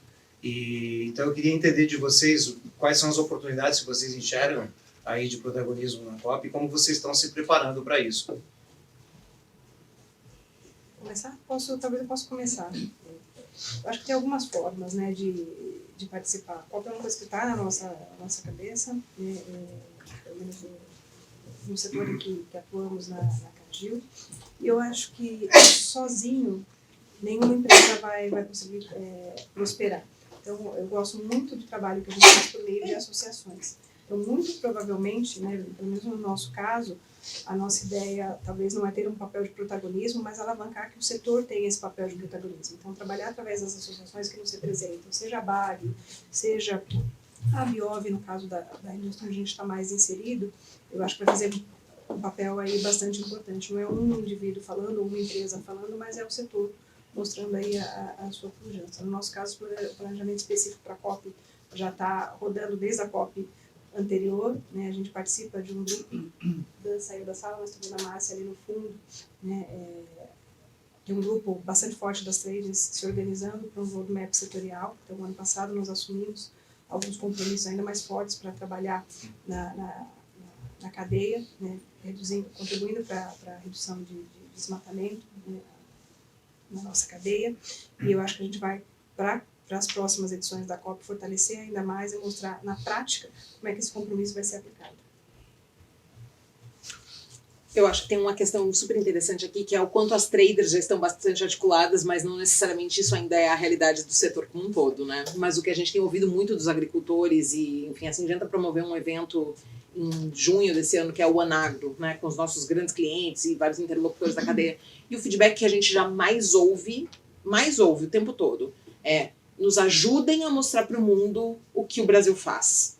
Né? E essa discussão toda, especialmente essa de agricultura regenerativa, que tem ganhado muita força aí nos últimos anos, ela é muito interessante porque o Brasil tem um desafio adicional, que é o fato de que a gente já parte de um ponto de partida é ótimo, né? Mas partimos de um ponto muito avançado. Porque se a gente olhar questões como, por exemplo, plantio direto, uso de culturas de cobertura, enfim, muitas das práticas que compõem o conceito, o Brasil já adota, já tem. Então, assim, a nossa base, a linha de base é muito alta, né? Então, como é que a gente vai conseguir efetivamente dar um salto? E isso é um pedido muito forte que tem vindo dos agricultores. Nos ajudem a contar essa história de mostrar o quanto o Brasil já faz. O quanto o Código Florestal que nós temos, por exemplo, é rígido, é sério, é avançado, e o quanto o cumprimento dele mostra também um compromisso que o Brasil tem. Então, assim, existe uma vontade muito grande. E eu diria que a gente tem o grandíssimo desafio de canalizar essa energia toda, de canalizar essa vontade de uma maneira positiva e produtiva para um diálogo construtivo e não de embate, e que a COP, obviamente, é um dos grandes momentos, uma das grandes oportunidades que a gente tem para isso. Mas eu tenho sentido essa diferença, né? Uns anos atrás, como você bem disse, Nicolas, a grande discussão era: nós não comunicamos bem, precisamos comunicar melhor. Mas agora a gente já vê essa clareza sobre o que é que os agricultores, sobre o que é que esse público quer comunicar, né? Nos ajude a comunicar o quanto já somos sustentáveis e avançados nessa série de práticas. Então, o simples fato de já existir essa clareza sobre qual é a agenda como setor na qual a gente pode avançar é um ganho e tanto, né? Então, eu diria, precisamos realmente trazer essa energia e fazer com que o Brasil tenha protagonismo. E aí é uma questão que a gente debate muito, e inclusive na BAG, na segunda-feira no Congresso, apareceu essa questão muito forte, né? Do quanto o Brasil precisa efetivamente ocupar esse espaço, não só com o mercado, né, doméstico, mas internacionalmente, e se colocar como um player, como uma condição real, né? Então, assim, as questões desde o preço da soja ser determinado em Chicago, as grandes determinações do Green Deal vindo reger como a gente vai fazer. Meu, a gente é muito importante nesse cenário. Vamos nos colocar como protagonistas e realmente exercer esse papel. Exatamente a fala que eu ia trazer. A gente tem as ferramentas, né? O Brasil tem percebido isso, talvez, e o trabalho não deixaria para ser feito na COP, e pelo contrário, já vem sendo feito e tem que ser corrido para se entregar na COP, de fato, a cereja da mensagem. Mas os fóruns estão acontecendo, o mundo está avançando, o Brasil tem as ferramentas, acho que cabe a gente, enquanto setor, ainda se organizar ainda mais. Muito bem, já se faz muita coisa, mas usar esses 3 anos até lá para fazer essa agenda rodar no mundo e a gente conseguir continuar mostrando o valor do Brasil e ocupar os espaços que a gente ainda não ocupa, em detrimento a alguns avanços que o mundo tem tido e a gente tem ficado em paralelo. Tem ainda um esforço importante para o setor fazer enquanto setor, e aí principalmente eu volto ao ponto de colocando o agricultor brasileiro no centro, né? O agricultor no centro como solução, né? como ponto de partida da solução. Professor, se tiver alguém. Não. Professor, depois lá atrás. Pode ir. Perfeito. Bem, primeiro, parabéns pelas exposições, né? Parabéns, Nicola, pelo livro, né? Eu que agradeço. Certo. Eu tenho uma pergunta baseada nessa questão da COP, né? E nessa necessidade do agronegócio, né? E do Brasil também, falar para o mundo. Né? É o seguinte, a gente sabe, né, que a narrativa ela organiza a experiência do sujeito de uma organização no setor, no tempo e no espaço. Né? E ela organiza no sentido também de futuro. Né? Muitas vezes você estabelece uma narrativa para você chegar a alguma coisa nova. Né? Tá? Você não trabalha só na perspectiva do tempo presente, né? Mas também do tempo passado, do tempo futuro. Né? Aquela ideia do tempo único. E dentro dessa visão da importância da narrativa, tá? Qual é a meta-narrativa desse setor? Tá? Eu vou dar só um passo anterior, tá? Para vocês entenderem o que eu entendo por meta-narrativa. É uma narrativa bem abrangente, né? E dentro de uma perspectiva também de você falar para uma society at large, uma sociedade de forma abrangente, e agora uma sociedade global também. Né? Qual que é a narrativa? Então a pergunta é essa, né? Mas a gente tem aí uma tentativa anterior, que é a narrativa tal da Agrotech, tá? que tateia isso aí. Como é que vocês veem isso? Essa falta de se existe ou tem uma falta disso? Posso? Eu diria que não é que tem uma falta, mas pelo contrário, eu acho que existem narrativas e que cada vez mais elas são convergentes, porém ainda talvez de certa forma em paralelo. E uma das questões que me chama muito a atenção é que há uns anos atrás, se a gente vê as empresas, e aí estou falando de coisas razoavelmente recentes, tá? Há uns 4, 5 anos, por exemplo, as empresas todas falavam de precisamos produzir alimentos para uma população crescente, seremos 10 bilhões, não sei quando, e como vamos alimentar essas pessoas, tal. E estava muito nessa questão do desafio da segurança alimentar. E se você vê as diferentes tecnologias, os diferentes players desse setor falavam muito nessa linha, né? A um ponto que lá pelas tantas já não... E assim, estou sendo muito crítica, muito dura, muito transparente aqui, mas quase já não existia diferenciação entre elas todas, né? Porque elas todas falavam nessa mesma linha. E o que a gente tem visto agora, especialmente com a crescente preocupação sobre, tá bom, precisamos alimentar essas pessoas, mas a que custo? Né? O que a gente vai sacrificar ou não vai sacrificar, no caso, né? Mas como é que a gente vai superar esse desafio? E aí é onde tem entrado muito essa questão da agricultura regenerativa, que eu vejo também as empresas cada vez mais adotando esse discurso. Sinto que talvez a gente corra o risco de cair nesse mesmo lugar onde caímos antes com a questão de alimentar o mundo, de tá todo mundo falando sobre isso, esse é o discurso do setor como um todo e ele não necessariamente se diferencia.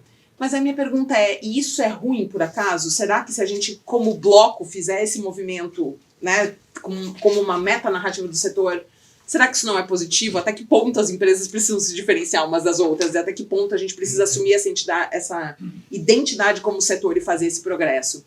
Então, hoje eu vejo muito mais indo nessa direção de dizer como é que a gente traz a agenda ESG para o coração de tudo que fazemos, como é que a gente responde a esses desafios. E, mais uma vez, a COP é um expoente, como disse o Thiago, mas a gente não pode esperar até lá, e sim, tem muita construção para se fazer nesse caminho. Tem a ver com a demanda que a gente tem tido, tem a ver com, enfim, os compromissos que as empresas têm assumido, né? Todas as empresas têm, enfim, ido a público para falar da contribuição que esperam trazer para essa agenda, e isso é muito sério, né? Então, eu vejo que não é um compromisso só colocado no campo das intenções, e sim que realmente existe uma articulação para que isso aconteça. Então, eu diria que o setor está movendo para uma agenda muito mais concreta e que, de certa forma, embora o termo agricultura regenerativa, a gente veja que as pessoas, especialmente nos grandes centros urbanos, ainda não necessariamente entendem o que isso quer dizer. E no início identificávamos, inclusive, que os agricultores rejeitavam um pouco essa noção, porque eles diziam, eu não estraguei nada, por que eu preciso regenerar? Né? Então, a gente procurou trabalhar um tempo com o termo agricultura positiva, mas especialmente pelas empresas de bens de consumo, de alimentos, a gente vê que esse termo se impôs e essa agenda a gente precisa estar nela hoje, todos contribuindo. Mas é isso, embora exista aí um espaço de elucidação, ela hoje talvez é uma ideia, uma conversa mais concreta, e isso é muito importante. Eu vejo que o setor inteiro tem trazido contribuições para isso. Foi uma visão muito crítica aqui, eu sei disso, mas enfim. Se me permitir, a gente, enquanto empresa, Yara, lançamos no ano passado uma nova ambição global. Cultivar um futuro alimentar positivo para a natureza. Então, trazendo muito de agricultura regenerativa, práticas, enfim, drivando o negócio, muito do que eu trouxe na outra fala. A gente está numa oportunidade hoje de, vencida a questão de produzir mais alimento, de garantir a segurança alimentar, o desafio a gente já sabe que é o garantir um alimento, mas um alimento nature positive, como a gente diz dentro da empresa. Isso não cabe somente ao agro, a gente tem que levar isso para frente. Talvez o espaço de narrativa que a gente tem que ocupar está além da porteira do agro ou com o stakeholder de frente, nós como agricultor ou nós para nós mesmos. Aí sim a gente tem que buscar ainda muito mais forte, mais bem estruturado, uma narrativa, um diálogo com a indústria de alimento, por exemplo, com a indústria de ponta, supermercado, com quem está próximo do consumidor que vai comer e vai exigir aquela comida lá atrás. Então, eu me lembro de uma fala de um executivo de uma outra empresa. Ele fala, vai nos Estados Unidos, você vê o leite habitual, normal, custa $1. O leite orgânico custa R$1,50. O leite low carbon custa $2. Então, o cara está pagando mais, o mundo vai pagar mais por aquilo que a gente já sabe fazer, a gente sabe entregar.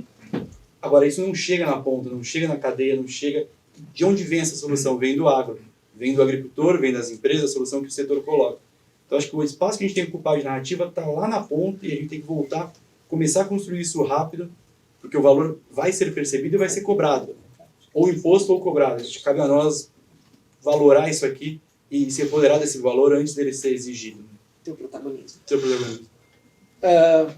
Para a gente dar uma dinâmica um pouco maior aqui, já que tem várias mãos levantadas, vamos fazer a pergunta já direcionada a quem, aí um responde, a gente consegue dar uma dinâmica. A gente tem o primeiro lá atrás, depois aqui no meio e ali. Eu me chamo Diego, vim para São Paulo no evento da Andave, que está acontecendo aqui nessa semana, e vi que estava acontecendo esse evento e vim participar. Sou aluno de comunicação e marketing voltado para o agronegócio da ESPM. E a minha família em Minas, nós temos uma revenda agrícola no sul de Minas, espalhada por alguns municípios. E a minha pergunta é o seguinte, o ano passado foi divulgada uma pesquisa, aquele movimento Todos a uma só voz, e foi divulgada uma pesquisa de percepção da população sobre o agronegócio. E essa pesquisa demonstrou que os jovens, né, uma parcela significativa de jovens de 15 a 29 anos, 29 anos hoje é considerado jovem ainda, ele tem uma postura bem arredia com relação ao agro, né? E eu percebo que essa postura ela acontece por alguns fatores, né? Primeiro porque, como vários setores hoje em dia no Brasil foram politizados, o agro foi muito politizado, né? Então somos taxados de fascistas, nazistas, enfim. E o jovem ele está muito engajado na política. Ele tá muito hoje em dia ele está muito mais engajado do que antes. né? Então esse é um fator importante. E outro fator é a questão de que a comunicação ela é um pouco deficitária com relação a essa parcela da população, né? A minha pergunta é o seguinte: qual a estratégia que vocês, né, qualquer um de vocês que quiser responder, tem adotado para se comunicar com essa parcela de jovens? Porque é uma parcela que está muito presente nas redes sociais, eles fazem muito barulho, muitas vezes o que eles comunicam é o que é colocado como sendo uma verdade, né? Nós sabemos que eles criam narrativas. Então, qual é a estratégia de vocês como empresas para se comunicar com essa parcela específica da população que precisa entender de fato que o agricultor brasileiro ele se preocupa com o meio ambiente equilibrado, ele sabe que isso é importante, nós temos segurança alimentar, nós buscamos tecnologia para melhorar a produtividade no campo. Existe uma estratégia específica para essa parcela da população que é bem arredia em relação ao agronegócio, conforme a pesquisa? Eu acho que o Thiago tem um bom exemplo, que foi o case que ele trouxe aqui. Eu acho que é um exemplo brilhante, né, Thiago, do trabalho que tem sido feito. Eu diria que esse ponto que você traz é um ponto crucial. É um ponto que eu não vejo o agro já preparado para lidar com isso, não. O que a gente tem, o que pelo menos eu tenho conseguido notar com a minha experiência, né? Eu acho que tem a ver, a primeira parte do teu questionamento, né? Por que os jovens estão se posicionando desta forma? Eu acho que tem uma série de fatores. A ausência de comunicação ao longo de muitos anos do agro é um fator que influencia isso. Tem um segundo fator, que é a capacidade de aprendizado e leitura. Com o excesso de informação que tem hoje em dia, as pessoas não têm tempo para se aprofundar e entender um pouco mais de determinados setores, e o agro é um setor extremamente amplo, extremamente diverso, então é muito difícil você entender muito bem o agro se você não está inserido nesse meio. Quando você cresceu numa família, você já tem essa vivência, mas se você pegar alguns outros colegas, talvez seus colegas de ESPM, não tem nenhum tipo de experiência nisso. Eu acho que o agro ainda não está pronto, mas eu vejo um caminho. Se você pegar principalmente essa nova geração dos filhos dos agricultores lá dos anos 80, anos 90, que é uma turma que está chegando nesse momento a iniciar o seu processo de gestão efetivamente no agro, eu acho que eles entendem um pouco desse poder, eles têm trazido o diferencial. Se você acompanhar um pouco de rede social, a gente tem um grupo de jovens profissionais do agro que tem feito um trabalho belíssimo de educar, né? E eles, como já nasceram nessa geração totalmente online, os tiktokers da vida, essa turma, eles têm feito um trabalho muito bom de explicar o agro de uma maneira mais simples. De novo, o exemplo da Yara, acho que é um exemplo extremamente fiel, mas eu acho que ainda tem um tempo para que o setor amadureça nisso, mas eu vejo iniciativas muito mais do que das empresas, dos próprios produtores rurais, de fazer uma comunicação mais efetiva nesse sentido. Então, tem uma série de agro-influencers aí, que hoje já são popstars aí no nosso setor, e que tem feito um trabalho belíssimo de comunicação. O único adendo que eu faço é que, em alguns momentos, essa excessiva paixão que esses jovens têm, ela pode se traduzir com uma certa arrogância que afasta um certo grupo e cria ainda mais essa polarização. Essa é a sensação que eu tenho, e eu não sei se vocês têm uma experiência ou uma visão diferente. Não, eu diria que esse é um ponto super importante, sim, dos influencers e do quanto as redes sociais têm hoje se firmado como uma alternativa para, de fato, a gente, né, estreitar essa distância entre público urbano e o meio rural. Mas a gente também observa algumas coisas muito interessantes por meio dos monitoramentos das redes sociais, né? Então, a gente vê que existe uma bolha odiosa, né? Que tem lá, não é tão numerosa, por sorte, acho que por resultado também do trabalho de todos, existe uma bolha de muito ódio, de muita crítica, de muito, enfim, calor. Que é muito vocal, né? Muito vocal. E às vezes as pessoas até se sentem um pouco influenciadas por aquilo, né? De pensar, então você tem uma voz lá gritando, não quer dizer que aquilo é de fato o que está na cabeça de todos, né? Mas eu diria que o desafio maior, na verdade, está na superficialidade, né? Então, assim, na grande massa que hoje não está nem nessa bolha odiosa, calorosa, nem no público, enfim, fervoroso defensor, mas num povo que está muito consumindo uma informação superficial e não se aprofunda e se deixa levar por algumas coisas, ou por algum modismo, ou por alguma tendência. e como é que a gente de fato engaja essas pessoas. Aí eu diria que está o nosso grande desafio, e vejo muitos jovens, infelizmente, nesse grupo, né, de que, enfim, sentar, parar, ler, se aprofundar, não é necessariamente o interesse, mas como é que nós damos algumas respostas rápidas, algumas mensagens fáceis, algumas mensagens que, né, sejam fáceis de ser reproduzidas, e esse é um grande desafio nosso, e nós na Syngenta, por exemplo, temos muito essa conversa com os nossos cientistas, né, porque se eu falo dessa questão das preocupações e da empatia das pessoas, eu não posso vir com uma mega resposta científica que leva 3 horas e exige um doutorado em biologia para que você entenda, né, eu preciso trazer algo que traga essa confiança de uma maneira rápida e simples, né? Então, ajudar também os nossos comunicadores a fazerem essa transição e trazer essas mensagens é algo importante. Eu acho que disseram tudo, vamos para a próxima. Desculpa, eu tive que dar uma saidinha, eu perdi a sequência da fila. Já perguntou? Não, ainda não. Não? Então, tem aqui, tem ali. Só que a gente tem 5 minutos, vamos... 5 minutos, não fala demais, gente. Podia falar dias. Bom dia, parabéns pela iniciativa. Me chamo Patrícia, venho de iniciativa privada, 20 anos de experiência nessa área. E me chamou muita atenção a pesquisa, porque as empresas que eu trabalhei, grandes empresas, sempre tinha uma estrutura que em 2019 era mais ou menos o tamanho de estrutura que eu tinha. Me parece que está crescendo a estrutura, né, pelo que a gente viu ali, mas eu fiquei em dúvida se é um caminho de trazer para dentro os serviços que se contratava ou não. Qual que é a perspectiva aí de vocês? Resposta rápida, objetiva no nosso caso, não. É aumento de estrutura mesmo para poder entendendo que a gente tem mais interlocutores para conversar, você precisa de mais estrutura para fazer esse trabalho. Então, o que eu tenho hoje dentro da nossa equipe são mais cabeças pensantes e menos executoras, gerenciando o grupo de fornecedores. E para somar muito rapidamente, já que tem 5 minutos, é interessante a gente olhar que o período dessa pesquisa é justamente 19 e 22, 23, certo? O que nós temos no meio desse caminho? Uma pandemia em que todo mundo percebeu que, no fundo, a comunicação não era um luxo, algo bacaninha de se ter, e sim uma área de alto impacto estratégico dentro da organização. Então, sim, nós também tivemos um crescimento de estrutura e, de certa forma, a pandemia a gente não pode negar que teve, sim, uma contribuição, porque foi o momento em que se viu que a comunicação tinha uma contribuição muito fundamental para trazer, sim. E nós a mesma coisa. Estruturando melhor e trazendo pessoas para dentro em alguns nichos específicos, para ter o conhecimento dentro de casa e poder ter resposta mais rápida, enfim. Mas muito na linha do Brasil, certo?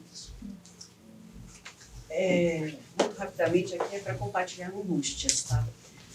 Desculpa fazer sofrer. Juntando, acho que muito do que foi falado e muito no campo das narrativas. Primeiro, eu sou Gisele Lorenzetti, da LVBA Comunicação, trabalho com a desde os anos 80 e hoje a gente tem vários clientes nessa área. Mas no final do ano passado, a gente promoveu um grande evento da Imaflora com o Globo Rural, Valor, tal, para falar sobre o agro sustentável.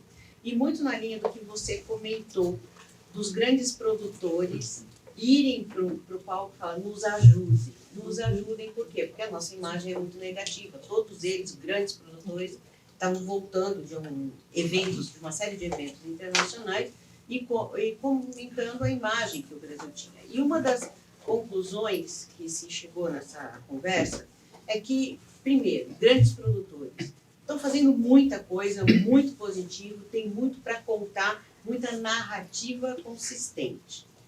Onde que a gente tem um problema crucial no país? Primeiro, o grande problema é o tamanho deste país, e que a gente não está falando só de grandes produtores. E que os grandes problemas, até de imagem negativa que a gente tem no Brasil, é muito ligado à destruição de florestas, que não são feitas por estes grandes produtores. Acho que vocês têm mais informações que eu nessa área.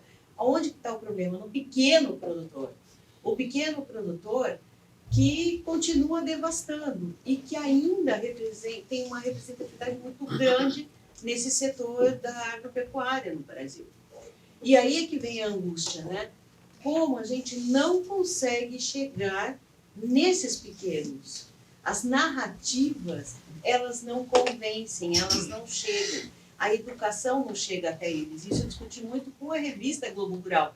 Falei, não angustia você que tem a principal mídia, saber que não está conseguindo chegar lá. Está aqui o Kaique, do lado do Paulo, que é do movimento Conectar Agro, que a gente sabe a importância do campo conectado para também levar essa informação. mas ela não está só na tecnologia. O pequeno produtor é muito pessoalidade, é muito um a um. E a gente tem esse desafio de tentar transformar isso até 2025 para ter cases lindíssimos, né, para a COP30.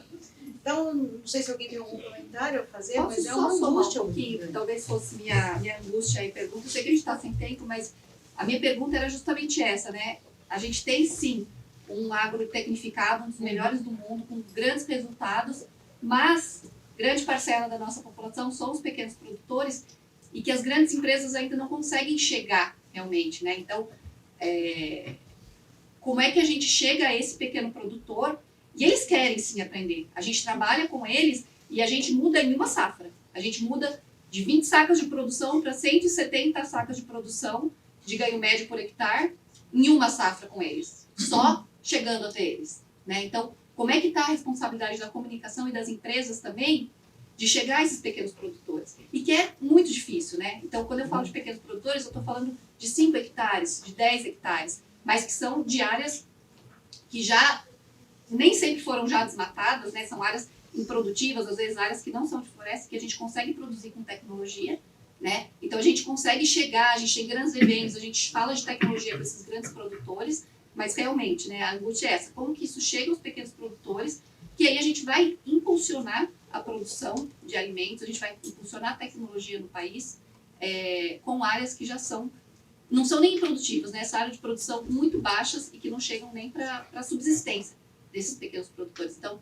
qual que é o nosso papel aí também de comunicar com pequenos, olhando regionalmente, porque aí você vai falar de tecnologia para microbiomas muito específicos, muito conhecimento direcionado, e que aí é muito mais difícil para comunicar, né? A gente sabe disso. Eu só queria fazer uma correção rapidinho. O meu pai é produtor pequeno e meu pai não desmatou. E eu posso citar para você depois aqui uns 3 produtores pequenos que fazem a lição de casa muito bem feita. Então a gente também não pode generalizar só os pequenos. E como que eles contagiam os outros pequenos. Esse é o problema. Meu irmão também está nesse grupo. E ele coloca qual é a dificuldade que ele sente de contagiar os pares. Não dá para generalizar. Não dá para generalizar. A gente trabalha só com pequeno e médio, tá? Se alguém quiser conversar na hora do café, a gente só trabalha com pequeno e médio, a gente é da Secretaria da Agricultura, do maior órgão de extensão rural do Brasil, e a gente só fala com eles. Ó a rede ABL funcionando. Temos aí o pessoal da Iara, né, que trabalha aqui com a gente no programa. Estamos à disposição para conversar, Cargill trabalha com a gente. E parceria, né? O produtor não é ignorante, o produtor é conservador, é diferente. O cara comprar um insumo e ele não conseguir pagar por esse insumo determina a perda da sua propriedade. Ele não tem caixa, ele é pequeno. Daquilo depende a morte dele e da família dele. Então, é outro público, é óbvio que é um público conservador, eles não têm recurso, então eles são avessos ao risco. Então, pensa numa pessoa avessa ao risco. Sim, exato. Não tem comunicação digital tão próxima deles, eles têm momentos muito específicos que eles aceitam a comunicação digital, não tem internet no campo, lembre-se disso. A maioria realmente é iletrado ou pouco letrado, ainda mais digitalmente. Então, nós temos vários trabalhos nessa área, 56 anos de experiência. Venham conversar com a gente, que estamos abertos à disposição. Eu só queria fazer uma pequena contribuição. Meu nome é João Mauro Shoa, eu sou coordenador de comunicação da ABAG. E existe um ponto que eu acho que toda pessoa que trabalha com comunicação no agronegócio, qualquer ponto dessa esfera enorme chamada agronegócio, não pode perder de vista, que é a questão da lógica comercial.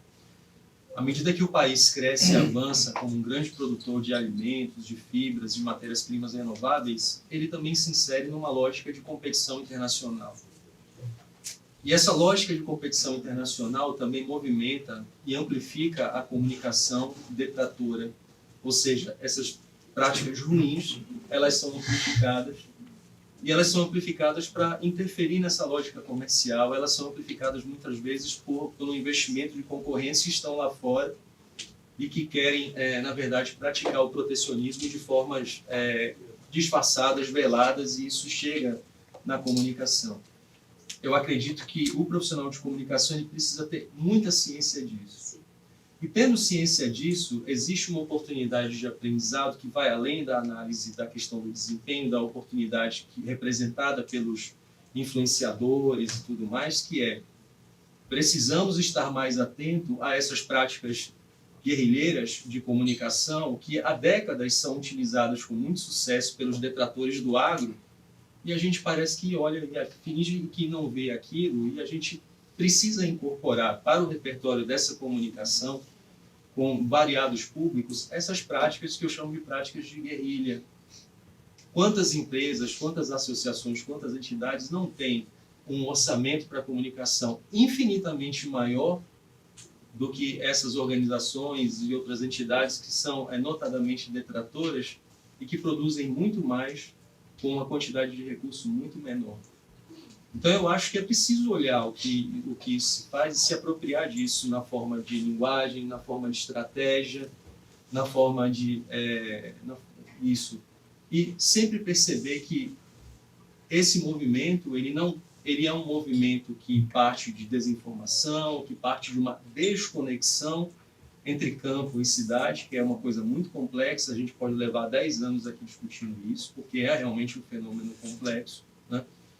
Mas a gente precisa entender e situar a comunicação, papel estratégico, dentro dessa lógica comercial. Porque, no fundo, se existe um pilar que interfere, que dita e que é realmente uma coisa que a gente precisa entender, é que quanto mais o Brasil avança, quanto mais esse agro cresce, maiores serão essas forças que tentam interferir, que vão tentar agir, que vão alimentar detratores, que vão tentar criar problemas de imagem e de reputação para o agro brasileiro. Existe uma lógica comercial por trás disso, e a gente precisa entender isso, pensar a comunicação, pensar a estratégia dos resultados que a gente quer atingir, lembrando sempre disso. Tá bom? Obrigado. Só uma observação. Tá? É o seguinte, me desculpem aqui essa intervenção, mas acho que ela é importante. Como presidente da Aberj, a gente vê o quê? A gente está no observatório vendo inúmeros setores. Tá? Eu acho a sua fala extremamente importante. Por quê? E vou dar um exemplo para parar, porque senão eu também vou ficar 10 anos. Por exemplo, você pega o caso da indústria aeroespacial brasileira. Tá? Ela é hipercompetitiva. Eu estou falando especificamente da Embraer. Tá? Essa lógica se aplicou durante muito tempo, se aplica em relação à Embraer. Tá? Em um determinado momento, eu vou ser 2 minutinhos, porque a história é longa. A Embraer estava numa concorrência na Grécia para vender cerca de 20 aviões, tá? Ainda os primeiros modelos, etc. E tem um acidente em Curitiba. Tá? Um acidente, inclusive, sem mortes, tal, etc. O que aconteceu nessa lógica detratora? Tá? O Brasil é um país que o máximo que eles fazem são flechas, entendeu? É um país que não tem a menor lógica você pensar como um produtor, de repente, de muita ousadia produzir aviões, etc, etc. Então, eu acho que a tua observação é muito pertinente. Parabéns. Pessoal, a gente tem várias mãos levantadas aqui ainda, mas, infelizmente, nosso tempo chegou ao fim. Eu queria agradecer, primeiramente, a participação de todos aqui.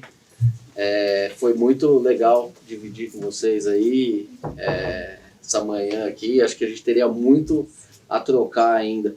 Agradecer também, Eliane aqui, muito obrigado. Nêmora, Thiago, acho que papo de alto nível aqui, vocês contribuíram demais aqui com esses insights.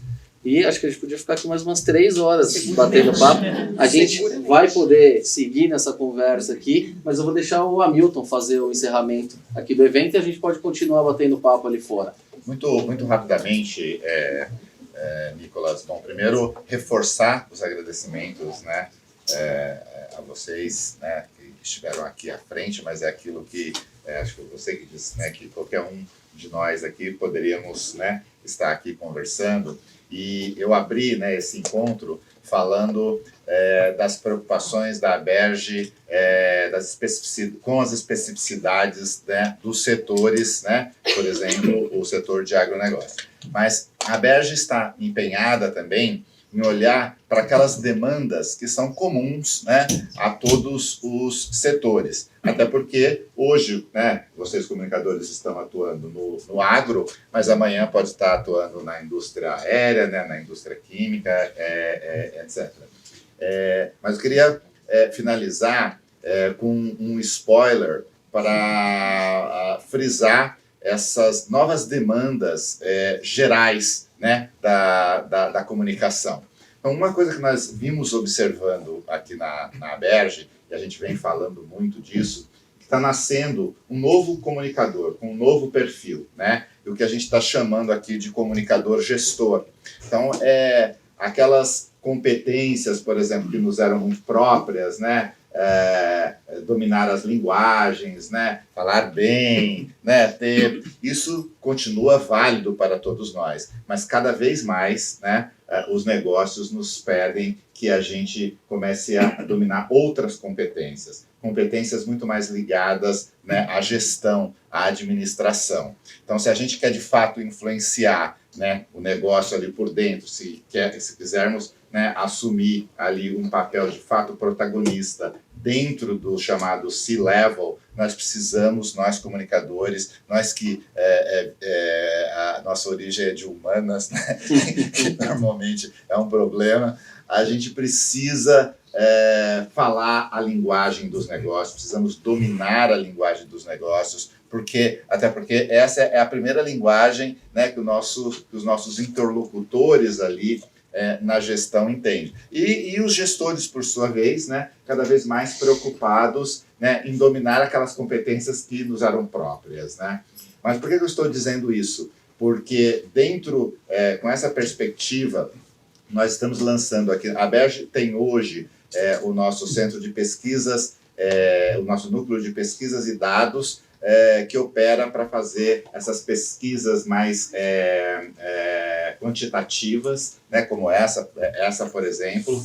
Temos o nosso centro de memória e referência, que são os cases, né, que cuida da memória das nossas empresas. E agora nós estamos estruturando, estamos próximos de lançar, vamos lançar ainda esse mês, um centro de estudos e análises econômicas da comunicação. O que significa isso? Por exemplo, a gente acabou de fazer, com essa perspectiva, um estudo sobre o orçamento. A gente tentou entender qual que é o tamanho da receita do que a gente chama de comunicação corporativa. Quando a gente olha, por exemplo, para o marketing, para a publicidade, a gente sabe que o marketing ali movimenta um montante de 74 bilhões de reais e nós apuramos, segundo a nossa pesquisa, que nós já movimentamos 35 bilhões de reais. Não é pouca coisa. E os responsáveis pela gestão deste orçamento somos nós, são vocês. É por isso que se exige cada vez mais de nós, né, domínio aí de outras competências. Para dar conta, então nós estamos lançando um estudo, um centro de estudos e análises, né, da economia da comunicação, e para dar conta disso, nós estamos contratando um economista-chefe, essa figura, né, central que os grandes institutos, os grandes think tanks têm, é o Leonardo Miller. Ele deveria estar aqui, mas ele não pôde, queria inclusive apresentá-lo, mas vamos apresentá-lo aí. Ele vem da USP, da FEA, como passar, agora é professor de graduação da Federal do ABC. Engraçado, por coincidência, ele estuda os fisiocratas, né? Os fisiocratas, não sei se todos nós estamos inteirados aqui, mas era uma estirpe de economistas do século XVIII contra o mercantilismo e que defendia que quem produzia o valor mesmo eram os agricultores, né? É uma estirpe de economista que se tornou muito importante no debate do que veio a ser o liberalismo depois, né? Um dos fisiocratas famosos, né, o Turgot, né, ele era uma das origens das ideias do Adam Smith e do próprio Hume, né, era ligada a esses economistas. Então, é uma coincidência, né, uma coincidência divertida, mas é só para contar para vocês, então, que a partir desse mês, a Aberj vai contar com esse serviço. A ideia é aumentar o benefício, né, para os nossos associados, por exemplo, nessa questão do orçamento, né? Além da gente fazer o dimensionamento geral do tamanho do setor, a gente, na pesquisa, a gente oferece agora para vocês qual que é o orçamento das áreas de comunicação de acordo com o tamanho das empresas. Por exemplo, empresas que faturam de 300 a 500 milhões, o orçamento médio é de 3,6 milhões. Então, por exemplo, se a sua empresa fatura isso, você já tem um parâmetro para falar, pô, meu orçamento está acima, está abaixo, né? Se a minha empresa fatura acima de 10 bilhões, né, o orçamento já vai para 15 milhões, né? Então, é um dimensionamento interessante que pode servir como um argumento na hora de fazer o planejamento, a defesa. E é isso que a Berge, né, tá tentando fazer com que... A gente já teve um exemplo aqui de como funciona bem essa cultura da divergência que a gente tanto prega, né? É possível você divergir, né, de forma aí absolutamente civilizada e a gente só ganha com isso, né? Então, se por um lado a gente está operando nesse sentido, por outro lado a gente está buscando levar para vocês informações e conteúdos mais relevantes que possam ajudar, né, não só na formulação de suas estratégias de longo prazo, mas também nas estratégias operacionais, nas táticas operacionais aí do dia a dia. Bom, gente, chega de conversa mole, vamos, na verdade, agora comer, provavelmente, produtos saídos das empresas de vocês. Então, muito obrigado pela presença, obrigado, Nicolas. Leiam o livro, acho que todos os associados receberam. Né, vamos... Mas vai ser distribuído hoje vai também. Vai ser distribuído aqui à hoje disposição também. para quem não tem ainda. Tá bom? Obrigado, gente.